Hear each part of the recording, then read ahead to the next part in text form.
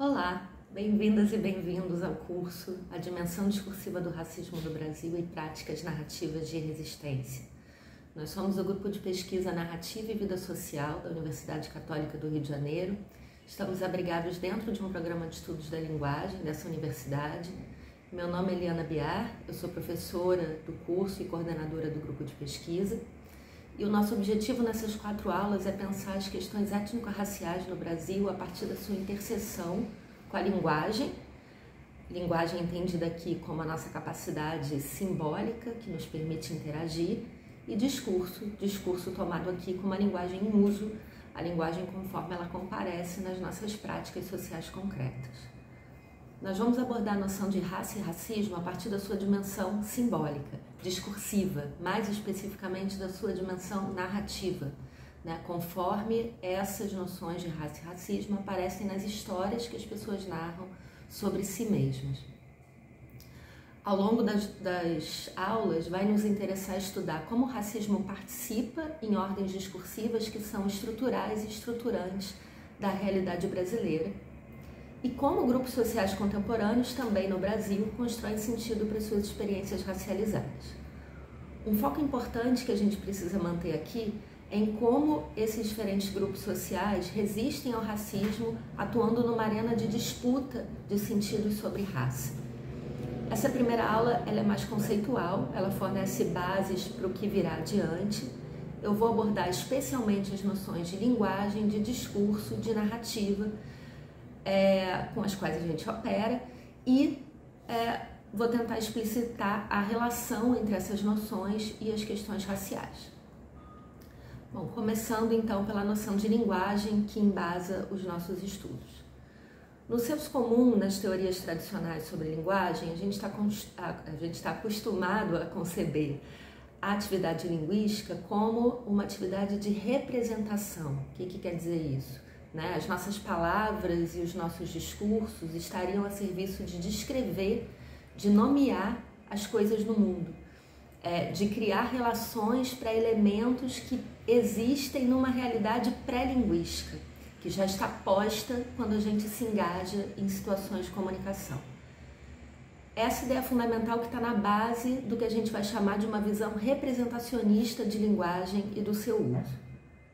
E essa visão representacionista, ela tem uma implicação muito importante para a gente, que é o fato de que, de acordo com essa perspectiva, os significados são fixos e estáveis. Então, a relação entre o que a gente diz e o que essas coisas significam, ela não muda. Mas e se a gente pensasse na linguagem e no discurso não como uma coisa que representa o mundo, mas como alguma coisa que produz o mundo, que funda as coisas e os conceitos sobre os quais a gente fala? Esse é o desafio, que a gente se impôs aqui. Isso significaria migrar de uma concepção representacionista para uma concepção performativa de linguagem.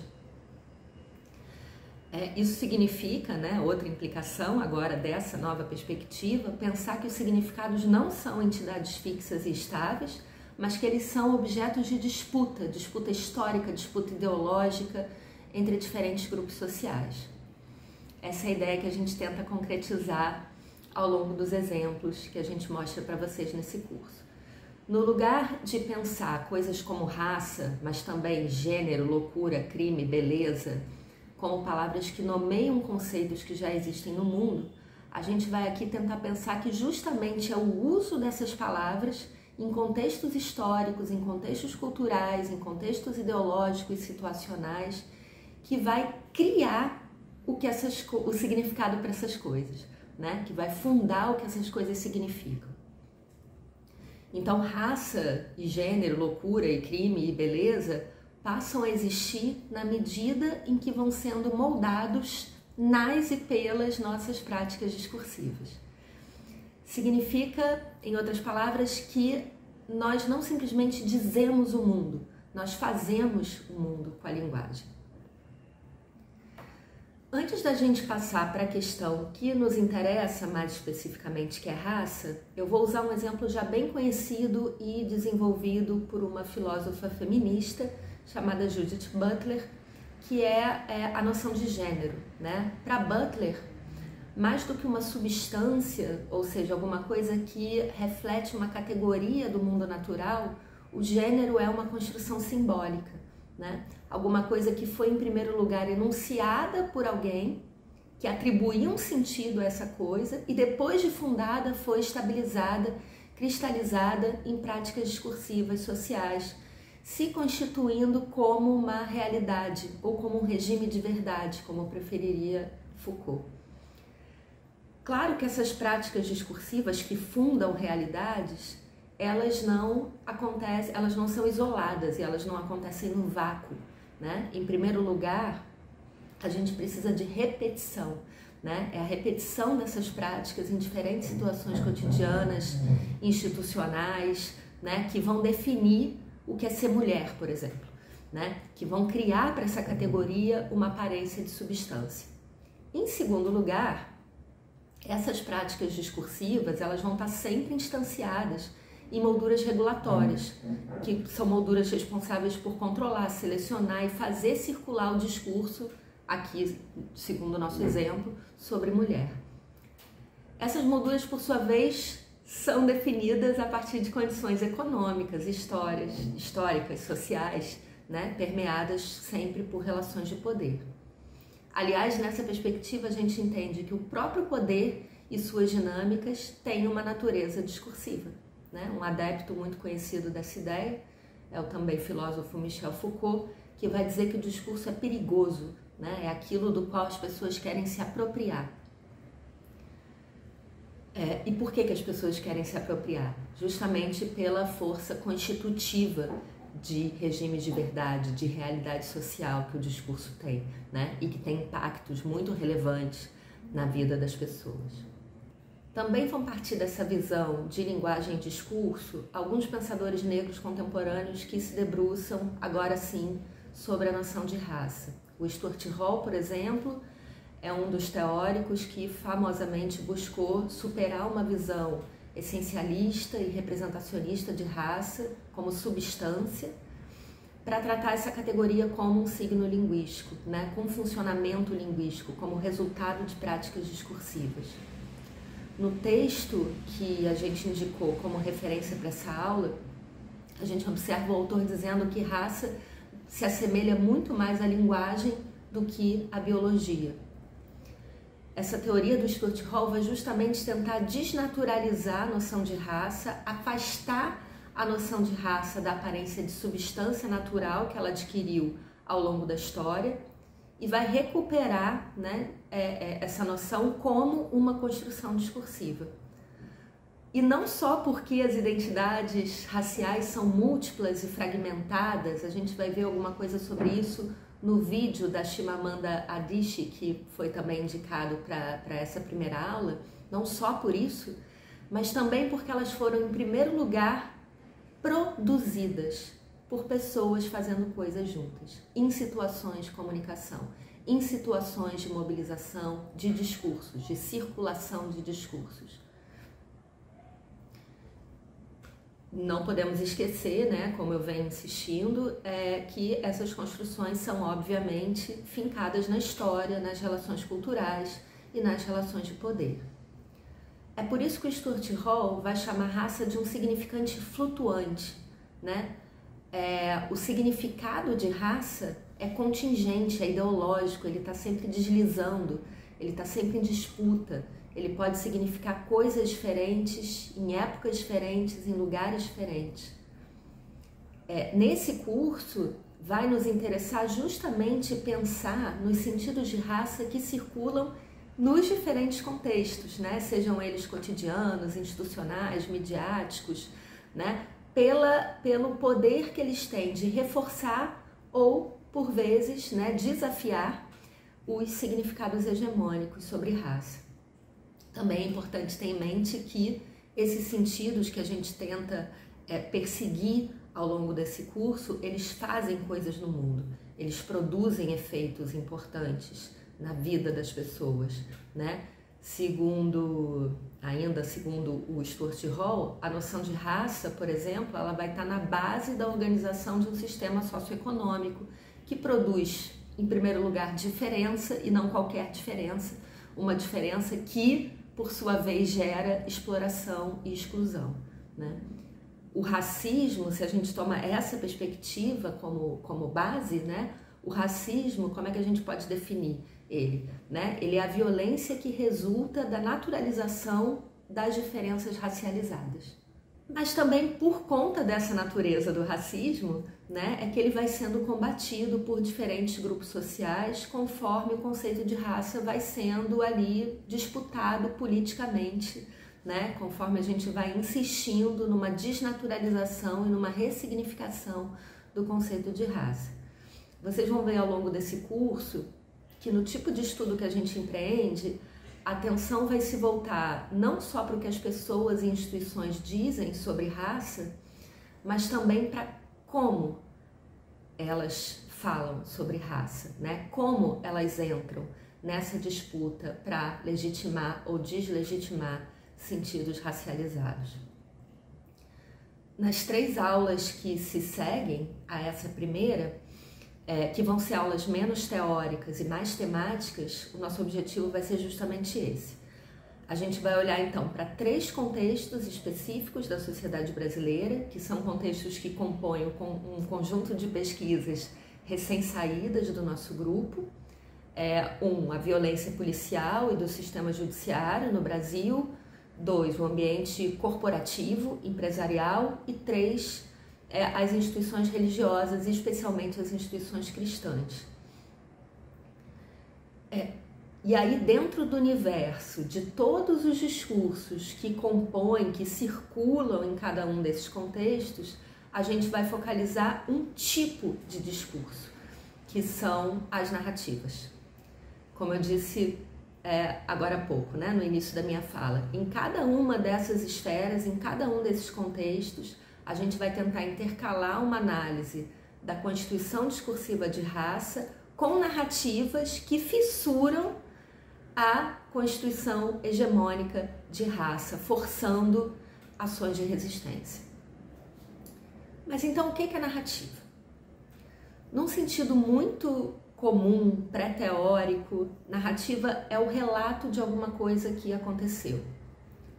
Mas reparem que se a gente tiver em mente a noção de linguagem de discurso que eu acabei de definir, ou seja, uma concepção performativa de linguagem de discurso, a narrativa ela não pode representar eventos passados que pré-existem ao próprio evento narrativo. Ela não recapitula, ela não rememora o passado, simplesmente porque o passado não está lá antes da narrativa, organizado e pronto para ser contado. É justamente ao narrar que a gente faz isso. Desse nosso lugar aqui, dos estudos da linguagem do discurso, a gente entende que a narrativa, ou seja, a prática de contar histórias, ela é muito complexa precisamente porque é ela que estrutura a experiência social. A nossa experiência de vida, ela é em si mesma disforme, porosa, ela precisa ainda ser tornada coerente, ser organizada, ser ordenada. E aí isso se dá a partir de certos recursos linguístico-discursivos, né? Então, pensando na narrativa especificamente, se dá da seguinte maneira. Em geral, quando a gente começa a contar uma história, nós construímos um sumário. Esse é um termo técnico para alguma coisa como aconteceu uma coisa horrível comigo hoje, né? Nesse sumário a gente pede licença para narrar, né? Quando a gente está numa interação. Mas a gente também enquadra o que vai vir a seguir dentro de uma determinada chave interpretativa. E aí a gente começa a história, né? Antes de iniciar as ações em si, a gente precisa construir uma contextualização, né? A gente fala do quando, do onde, a gente fala dos estados iniciais, que vão ser os estados alterados ao longo, né, da narrativa. E o mais importante é que ao fazer isso, a gente toma uma série de decisões sobre a forma de contar que vão importar para os efeitos que essa história vai ter, que essa história vai causar nos ouvintes, nos interlocutores. Então a gente precisa se posicionar, por exemplo, em relação ao tempo que a gente narra, ao espaço que a gente narra, aos outros personagens, às ações, né, que a gente vai contar.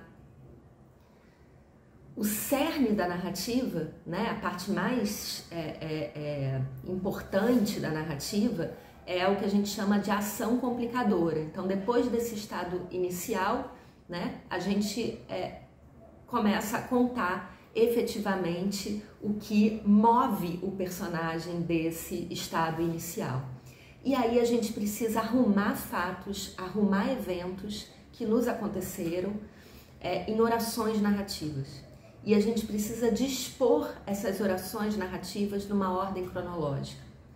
Ao fazer isso, o tempo todo nós somos forçados a criar relações de causalidade e nós somos forçados a avaliar o que a gente está contando. Frequentemente, quando a gente acaba as ações narrativas, quando a gente produz uma resolução para a sequência de eventos, a gente também inclui uma coda, que é uma espécie de moral da história, né? Um momento em que o narrador ou a narradora vai retornar ao presente da interação para construir um sentido, às vezes um sentido moralizante mesmo, né? Para o que aconteceu. Então, foi isso que aconteceu, né? E aí, esse foi isso, ou qualquer frase que valha, né, nesse lugar, vai ter essa função de enquadrar moralmente o que foi contado. Enfim, várias outras coisas são possíveis se fazer numa narrativa. Eu estou, obviamente, fazendo um recorte, um resumo, né, de uma teorização que pode ser um pouco mais complicada, por isso a gente deixou indicado também um texto que é um texto que define essa área, que é a área onde a gente se situa, que é a área de análise de narrativa. O importante aqui, né, para os fins dessa primeira aula teórica, é a gente pensar que narrando histórias, sejam elas histórias muito simples e cotidianas, que a gente conta para os nossos amigos, para os nossos familiares, sejam elas histórias que aparecem na mídia, histórias que aparecem na literatura, histórias que aparecem nas instituições, a gente está o tempo todo atribuindo, construindo e negociando significados compartilhados sobre a vida, né? Sobre as coisas que acontecem na vida, sobre os cenários em que a vida acontece, sobre os outros e sobre a gente mesmo, né? Sobretudo sobre a gente mesmo. Voltando novamente à lógica performativa, né? que eu tô mencionando durante toda a minha fala, todas essas etapas, todas essas escolhas que são próprias da construção narrativa não se dão de maneira livre, não se dão num vácuo histórico ideológico, né? Pelo contrário, a construção narrativa parece ter justamente um papel de conformar as experiências sociais em certas expectativas culturais, em sistemas de crenças, por exemplo, né? Em formações ideológicas, em posicionamentos políticos, conforme condições contextuais mais macroestruturantes. É por isso que a narrativa é para a gente, no nosso grupo de pesquisa, um objeto tão caro para a análise discursiva das questões raciais, né? Porque ela parece um objeto privilegiadíssimo para a gente investigar a vida social e as suas relações. Então, caminhando para o final, o mais importante ao longo desse curso vai ser ter em mente a relação que as histórias contadas nesses diferentes contextos, né, que a gente vai ver, violência policial, sistema jurídico, mundo corporativo e contexto religioso, a relação que essas histórias contadas estabelecem com concepções naturalizadas de raça e também o que elas fazem na desnaturalização dessas relações, o poder que elas têm na construção de relações mais justas. Com isso a gente encerra a nossa primeira aula, né, que tem esse título, A Dimensão Discursiva do Racismo e a Narrativa como Prática de Resistência em Diferentes Esferas da Vida Social. A nossa próxima aula vai tratar da violência policial racializada e do racismo institucional com narrativas de resistência de mães lutando por justiça. Obrigada a todos.